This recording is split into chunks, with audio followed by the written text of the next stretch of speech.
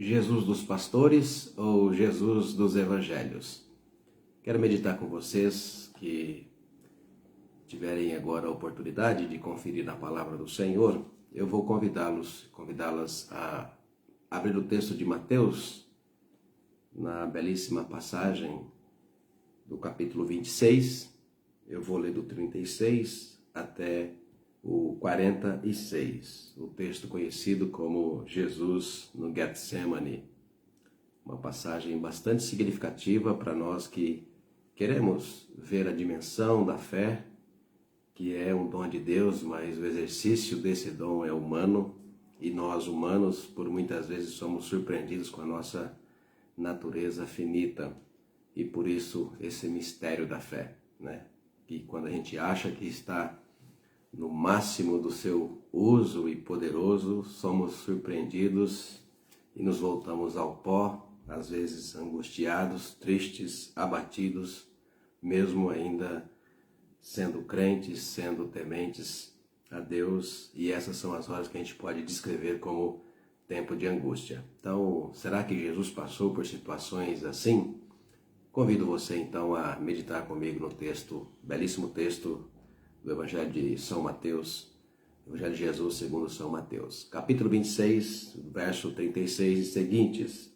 Diz assim a Escritura Sagrada: Em seguida foi Jesus com eles a um lugar chamado Getsemane e disse a seus discípulos: Assentai-vos aqui enquanto eu vou ali orar. E levando consigo a Pedro e aos 2 discípulos, filhos de Zebedeu, começou a entristecer-se e a angustiar-se. Então disse assim a eles: A minha alma está profundamente triste até a morte. Ficai aqui e vigiai comigo.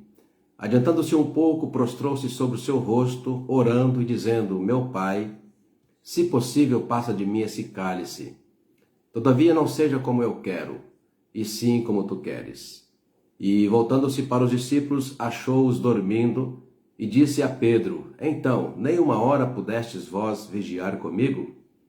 Vigiai e orai, para que não entreis em tentação. O espírito, na verdade, está pronto, mas a carne é fraca. Tornando a retirar-se, orou de novo, dizendo: Meu Pai, se não é possível passar de mim este cálice sem que eu o beba, faça-se a tua vontade. E voltando-se, achou-os outra vez dormindo, porque os seus olhos estavam pesados. Deixando-os novamente, foi orar pela terceira vez, repetindo as mesmas palavras. Então voltou para os discípulos e lhes disse: Ainda dormis e repousais. Eis que é chegada a hora, e o Filho do Homem está sendo entregue nas mãos de pecadores. Levantai-vos, vamos, eis que o traidor se aproxima. Oremos. Damos-te graças, Deus, por esta oportunidade que nos dás de refletirmos na tua santa palavra. Obrigado, Pai, porque sabemos que nela, auxiliados e instruídos pelo teu Santo Espírito, somos alimentados. Que possamos, ó Pai, compreender, ó Deus, o teu recado para nós nesta hora, e que apenas ela, no poder do teu Santo Espírito, seja capaz, ó Pai, de muitas vezes, se assim estivermos, apagar a angústia do nosso coração, as tristezas, ansiedades, renovando o nosso vigor físico, mental, espiritual, para que possamos, ó Deus, caminhar de acordo com o teu propósito, sob a tua graça, debaixo, ó Deus, da tua santa proteção. Permita, ó Pai, que esse tempo seja um tempo de regozijo espiritual, para que possamos nos deleitar da tua santa palavra. Oramos agradecidos em Cristo, nosso bondoso Salvador. Amém. O tema que eu quero compartilhar com vocês, queridos, para dirigir a nossa reflexão, e eu sempre anuncio logo no começo da nossa reflexão, um tema para que a gente, de alguma maneira, chegue em algum lugar. E eu quero, nesta ocasião, pensar num tema com vocês, que eu estou chamando de Jesus dos pastores ou Jesus dos evangelhos? E aí talvez você já me pergunte, mas pastor Adilson, será que há diferença entre o Jesus que os pastores, as pastoras pregam? Hoje em dia se fala em apóstolos, né? Será que há diferença entre o Jesus que os pastores, pastoras e apóstolos, bispos pregam? Há diferença com o Jesus dos evangelhos? A resposta poderia ser sim e não. Porque muitas vezes a intenção do nosso coração nos fará encontrar um Jesus no evangelho. E eu concordo com isso. Há, por exemplo, um filósofo francês, Paul Ricoeur, quando ele fala de uma linguagem interativa, né, entre leitor e texto, ou seja, não é apenas o texto que fala conosco, um vídeo, ou seja, um filme, uma obra de arte que comunica com a gente. Então a mensagem que está naquele filme, a mensagem que está naquela obra de arte, a mensagem que está num texto, seja ele de jornal ou um texto sagrado, há uma mensagem a ser decodificada. Mas Ricoeur também diz que nós somos pessoas portadoras de sentido, então quem nós somos também influencia a nossa compreensão do todo. Então eu concordo muito com o Paul Ricoeur, filósofo francês, quando diz que nós procuramos o texto, uma boa parte da interpretação está em nós mesmos, que é como a gente se vê no mundo. Então, deste ponto de vista, eu concordo que muitas vezes é possível que os pastores anunciem um Jesus que, ainda que esteja num texto bíblico aqui e ali, é um Jesus muito diferente. Mas também, por vezes, ouvimos mensagens de pastores que procuram encontrar um fio condutor, que eu tenho chamado já há algum tempo na Escritura, e apresentar um Jesus que seja semelhante desde o seu nascimento, sobretudo no início do seu ministério, aos 30 anos, logo após o seu batismo no Jordão por João Batista, e depois aquele tempo todo que a gente chama de caminho ministerial, preparando os seus discípulos para o cumprimento profético. E aqui nós estamos muito próximos do texto de Mateus, estamos muito próximos do seu final, do ministério final de Jesus. E é a partir desse texto que eu quero compartilhar com vocês, talvez correndo o risco de cair na minha própria armadilha, brincando, de apresentar um Jesus que seja muito mais parecido a mim, que sou pastor, do que ao Jesus que está no Evangelho. Mas eu confesso que não é a intenção do meu coração. Eu quero, na verdade, pedir para você, caso esteja com o texto sagrado aberto, para que você próprio possa conferir o que você vai encontrar na Escritura. Nesse trecho do Getsemane, um momento bastante conhecido do ministério de Jesus. A gente poderia dizer a entrada pelo corredor final do seu ministério. Ele está aqui a poucas horas de ser preso, naquele contexto, pós-pascal, ou seja, o momento que ele celebrou a ceia com seus discípulos, seus apóstolos. Já profeticamente havia anunciado pelo menos por 2 vezes que ele seria entregue às mãos de pecadores, que ele seria preso, ele seria crucificado, sepultado e morto, ou morto e sepultado, e ao 3º dia cabendo ressuscitar. Os seus discípulos no começo tiveram bastante dificuldade, inclusive Pedro, que é personagem também central nesse texto do Getsemane. Pedro teve bastante dificuldade nas 2 vezes de acolher essa mensagem profética de Jesus, a ponto de Jesus o repreendê-lo fortemente, dizendo: arreda-te, Satanás, porque não cogitas das coisas de Deus. Então, a morte no ministério de Jesus era, como dizia um Calbart, um teólogo francês, um teólogo suíço, dizendo que a cruz estava no coração de Deus muito antes da criação do mundo. Isso é importante dizer para não cair naquela jogatina, muitas vezes, de filósofos e historiadores, de que a morte de Jesus tenha sido um acidente de percurso, pelo menos não planejado.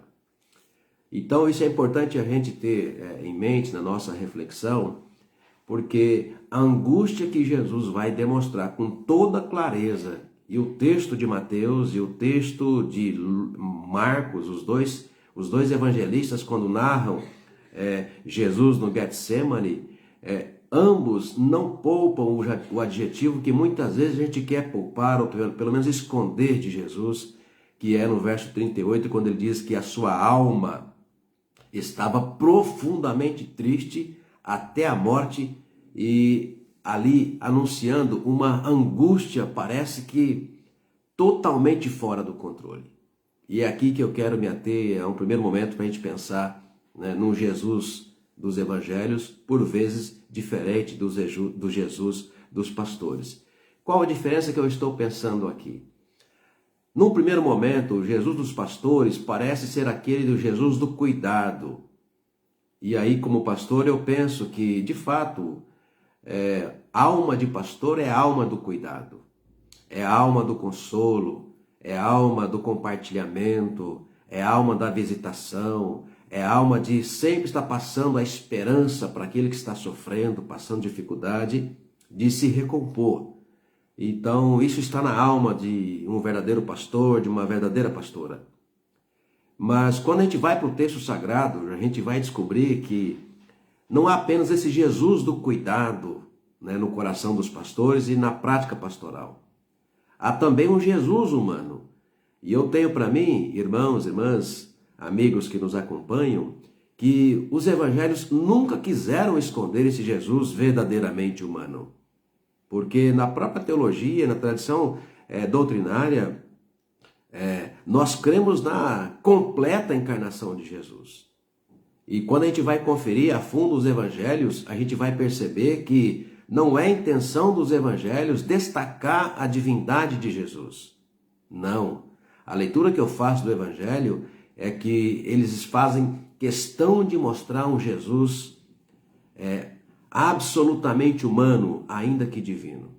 E Paulo captou essa mensagem dos evangelhos quando disse na sua carta a Filipenses 2, né, chamado de hino cristológico, do verso 5 ao verso 11, quando fala do esvaziamento, né, de Jesus, ou seja, esvaziando-se da sua glória, da sua divindade, não deixando de ser Deus, mas não agindo como Deus, porque assume a figura humana. E ali Paulo fala de uma figura inclusive de um escravo, porque a palavra servo do grego é doulos. Então a ideia mesmo de um Jesus absolutamente humano.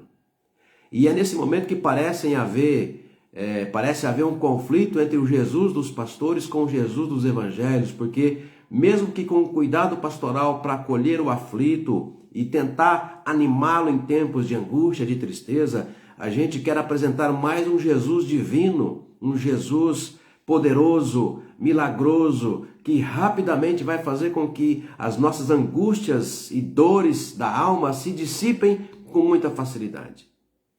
Mas será mesmo que Jesus também não tinha uma mensagem, até por experimentar a própria condição humana, para dizer para nós que a fraqueza nos engrandece? Como assim, pastor?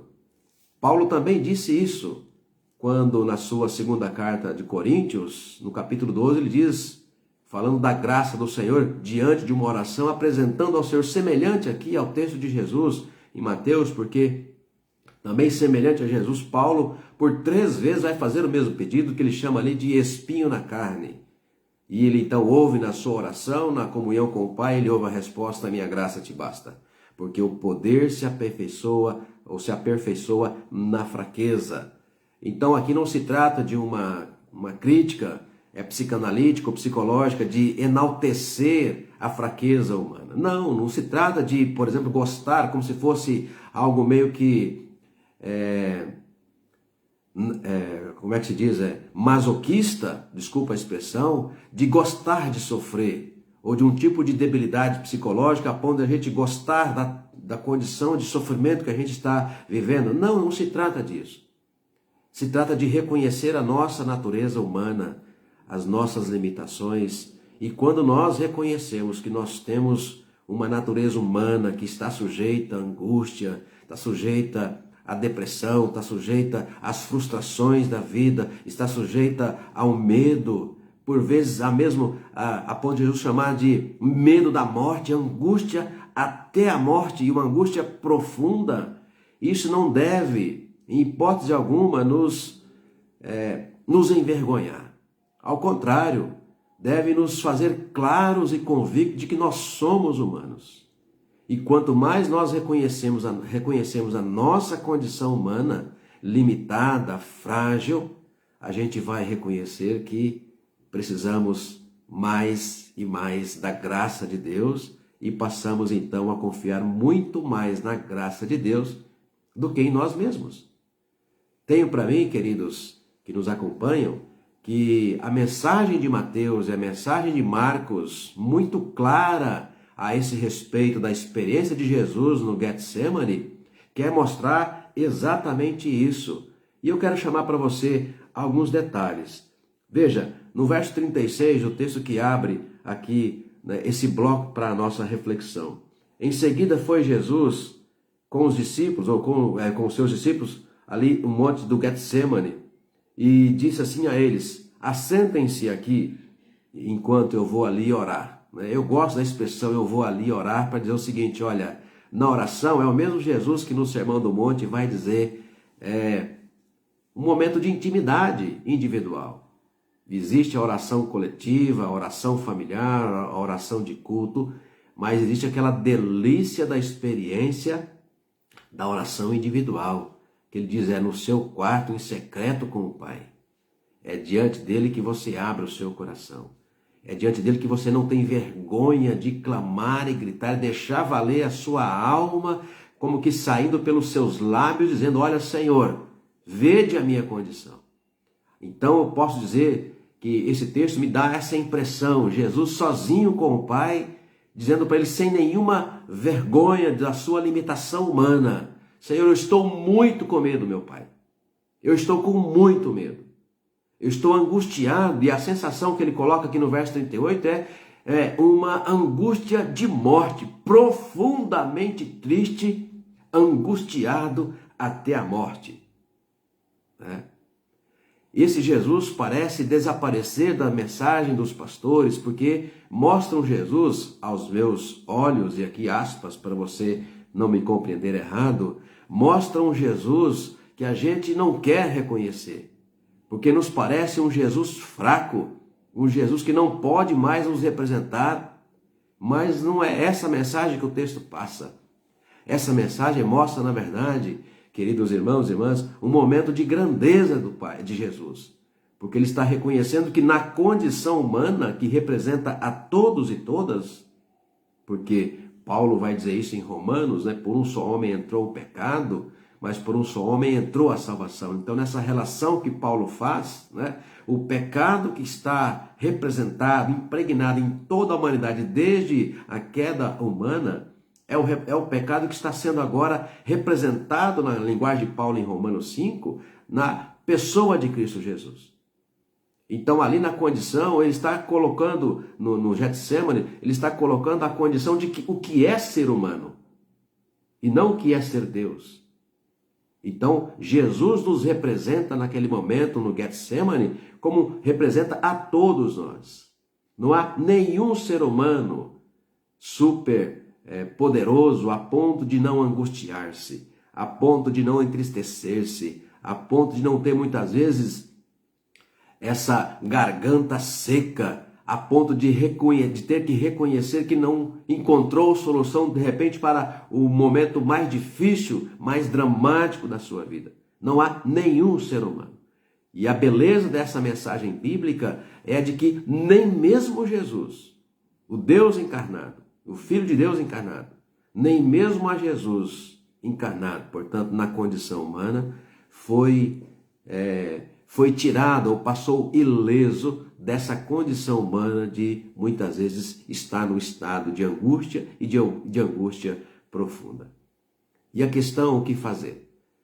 Alguns momentos que eu quero compartilhar com vocês, sem me demorar, me chamam também a atenção nesse texto. A intimidade de Jesus com o Pai na oração. Mas, ao mesmo tempo, aquela ideia de que, diante da nossa limitação, a gente pedir ajuda para outros que nos acompanham. É comum a gente na igreja fazer isso. Então você liga para o seu pastor, ou você pede para sua esposa, para os seus filhos, para os seus irmãos de sangue, de família. Você pede para os irmãos da igreja. Hoje tem grupos de WhatsApp, então você coloca ali a mensagem em vários grupos pedindo oração. Isso é muito comum, aliás, é saudável fazer. Alguns não fazem por algumas razões, às vezes não querem demonstrar fragilidade, sentimento de fraqueza, mas a maioria é muito comum nos grupos de orações da igreja, grupos de WhatsApp, grupos presenciais, É comum a gente ouvir muitas vezes pedido de oração e devemos fazê-lo mesmo. Jesus também fez isso. Ele diz então a seus discípulos, muito chegados, né? Ele está acompanhando aqui Pedro e aos 2 filhos de Zebedeu. Então ele está ali com 3 apóstolos próximos, sempre próximos dele, no momento difícil da sua vida. Momentos ou horas antes de ser preso e mais ainda um pouco mais tarde crucificado. Então ele pede oração, ele pede ajuda para os seus discípulos.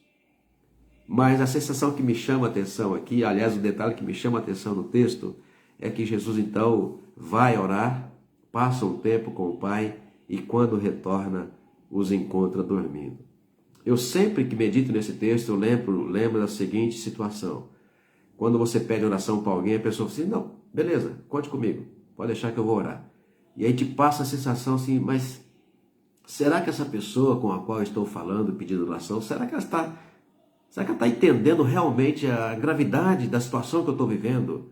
E a pessoa te fala assim, com poucas palavras, sim, pode deixar, eu vou orar, né? Ou às vezes você vai na igreja e pede oração no culto, lá no final, na oração de intercessão, que os pastores e pastoras costumam conduzir a igreja, naquele momento maravilhoso, importante, de oração em favor daqueles que precisam, passando por necessidades, precisam de ajuda. Então você vai e coloca ali toda a expectativa naquela oração, porque o pastor vai orar com mãos estendidas, os presbíteros muitas vezes com mãos estendidas, e você coloca como que aquela energia, olha, hoje termina a minha angústia. Às vezes a gente vai com essa expectativa. Eu mesmo, tantas vezes já o fiz e continuo fazendo.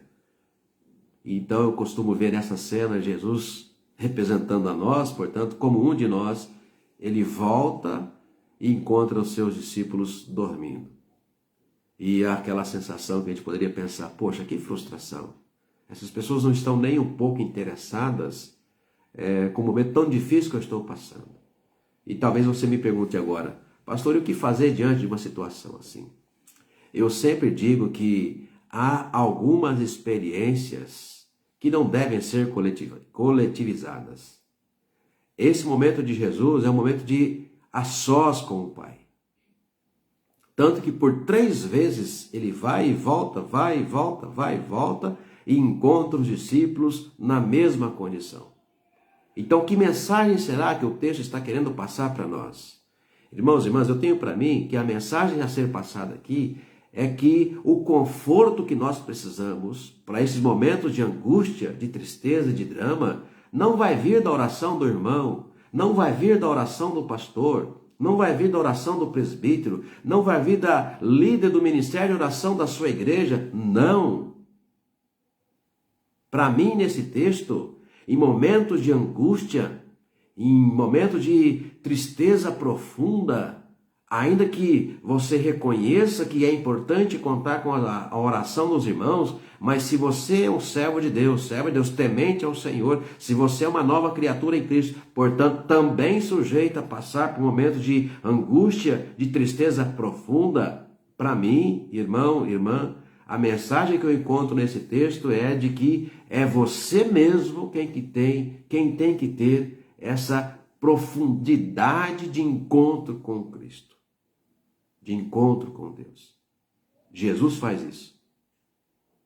Ao voltar, encontrar os seus companheiros de lida, os seus discípulos dormindo, claro, imagino, frustrou-se? Sim, mas ao voltar a estar sozinho, e voltar pela segunda vez, orando ao Pai, tenho para mim que ele está reconhecendo que aquela experiência era Jesus quem tinha que viver. Uma experiência de intimidade com o Pai. E é essa mensagem que eu quero passar para você. Às vezes, esse Jesus, os pastores não apresentam muito em suas mensagens. Porque sim, concordo, pode parecer um Jesus frágil, que a gente quer esconder. E por que a gente quer esconder? A semelhança de como nós queremos esconder a nós mesmos das nossas fraquezas. Quem de nós gosta de estar na condição de reconhecer que está frágil? Quem de nós gosta de reconhecer que está passando um momento difícil, que precisa de ajuda? Ninguém de nós. Eu costumo dizer que isso está presente mesmo no Adão e Eva antes da queda. antes da queda. E por quê, pastor? Ora, pois, quando a serpente, de acordo com a narrativa bíblica, quando a serpente, naquela construção literária, mostra Adão e Eva que se porventura eles comessem daquele fruto, eles poderiam ser igual a Deus, a mensagem que eu sempre tiro daquela passagem é de que, ora, pois, então se a gente for igual a Deus, a gente será maior do que a gente é. Então passa-me a mensagem de que poderiam estar insatisfeitos com a condição em que foram criados. Ainda que em completa harmonia com Deus, não lhes fora suficiente, porque aceitaram querer ser mais do que eram. Portanto, queriam ser iguais a Deus. Portanto, desde o Éden, nós humanos, irmãos e irmãs, temos dificuldade de reconhecer a nossa condição de limitação, a nossa condição de fraqueza, a nossa condição de finitude, a nossa condição de reconhecer que nós temos medo, que nós não temos solução para tudo. E é aí que nascem mensagens importantes vindas do próprio Jesus e do grande apóstolo Paulo, que há pouco disse, que numa frase feita maravilhosa nos passa uma das mais belas mensagens da sua segunda carta aos Coríntios, que eu há pouco citei, no capítulo 12, que Deus nos aperfeiçoa na nossa fraqueza. Enquanto nós somos fracos, nós estamos sendo fortes. Mas como assim? Não parece contraditória essa frase? Não, porque ela está precedida, ou aliás, ela está além, ou seja, ela vai além de uma frase, uma palavra, pequena palavra dita antes. A minha graça te basta. Então viver da graça de Deus significa viver do propósito de Deus, do cuidar de Deus e da providência de Deus. Isso não significa desistir e falar, não, então eu vou sofrer esse tempo aqui de angústia, de tristeza, e quando Deus quiser, então Ele resolve. Não, não é essa a mensagem, se você entendeu o que eu quero passar. A mensagem que eu quero passar é que nesses tempos de angústia profunda, de tristeza, de reconhecimento de que não temos solução para o drama ou problema que a gente esteja enfrentando, a mensagem que nós encontramos em Jesus é: Deus está te convidando para um tempo a sós, como disse Jesus no Sermão do Monte, um tempo secreto com o Pai. E é ali, irmãos e irmãs, que a gente vai sair fortalecido do Senhor. Porque mesmo quando você voltar para o seu dia a dia, no caso, encontrar-se com pessoas e percebê-las mesmo que despreocupadas ou mesmo desinteressadas acerca do grande problema ou angústia que você esteja pensando, passando, você não reputará aquilo um momento de frustração, porque sabe que não virá deles a solução que você precisa e o fortalecimento espiritual que você busca. Virá do Senhor. Por isso que Jesus, por 3 vezes, passa a mesma cena e entende que aquele momento era um momento de Deus, do próprio Pai, para ele. Esse Jesus, irmãos e irmãs, é um Jesus eminentemente humano. A ponto até mesmo de um filósofo ateu e ainda que de herança protestante, Friedrich Nietzsche, dizendo da alegria, já que Deus é humano, da alegria que o ser humano tem de reconhecer então que o ser humano é muito poderoso porque ele foi capaz de matar a Deus. Então Nietzsche dizia isso, esse super-homem que nós somos é um super-homem que está sempre conquistando, sempre indo além da sua capacidade. Por quê? Porque ele é um super-homem ou um super-humano. Não, nós não somos super-humanos. Nós não somos super-mulheres. Nós somos, na verdade, pessoas limitadas. Sofremos no corpo e sofremos na alma. Eu vou terminar essa breve reflexão. O 38, Jesus diz com toda clareza: a minha alma está profundamente angustiada. A palavra alma em grego aqui no Novo Testamento é psique, ou seja, é aqui no nosso interior, na nossa subjetividade. Quando você busca, e é no mesmo coração e também na mesma alma que nós experimentamos a nossa fé em Deus. Percebe? Então parece que há uma mistura contraditória entre buscar força no Senhor para vencer aquele momento de angústia, de dificuldade, mas ao mesmo tempo ter que esperar esse conforto e esse consolo que venha de Deus. E a gente não gosta de estar nessa situação limite, como se fosse num vácuo entre ter e ao mesmo tempo não ter. É uma situação horrível, ruim, para quando a gente vive esse momento de transição entre experimentar e passar a dificuldade que está nos assolando, mas ao mesmo tempo aguardar pela providência do Senhor. Por isso, irmãos e irmãs, é isso que nos faz humanos. E estando assim, reconhecendo a nossa humanidade, que o próprio Jesus experimentou e viveu e nos deixou um legado. E esse texto é um legado de Jesus plenamente humano. Em tempos de crise, em tempos de angústia, de dificuldade, de perseguição, aqui para Jesus era um tempo de perseguição, é momento de manter a nossa presença tão somente diante do Senhor em secreto. É o momento que a gente está sendo convidada por Deus. Venha para o seu quarto. Vá você com o Senhor. Passe um tempo precioso com Ele. Porque daquele tempo de angústia poderá sair um tempo de vitória, de alegria, de fortalecimento espiritual, fortalecimento emocional, por saber que a partir de Jesus nós aprendemos e precisamos aprender todos os dias, sobretudo em tempos assim de angústia profunda. Precisamos aprender a depender da graça de Deus. Sim, queridos irmãos e irmãs, nós não somos super-humanos. Não somos super-humanos. Todos nós estamos sujeitos à condição de angústia profunda.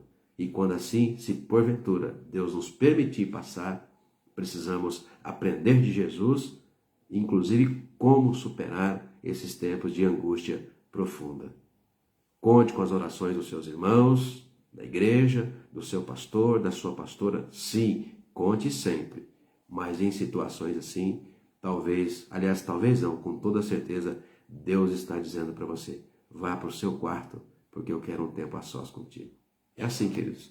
Que Deus nos abençoe profundamente nessa breve palavra, entendendo que com Jesus nós aprendemos que é muito bom não passar por angústia, mas é muito bom ter a plena convicção de uma fé madura que nós vivemos da providência do Senhor.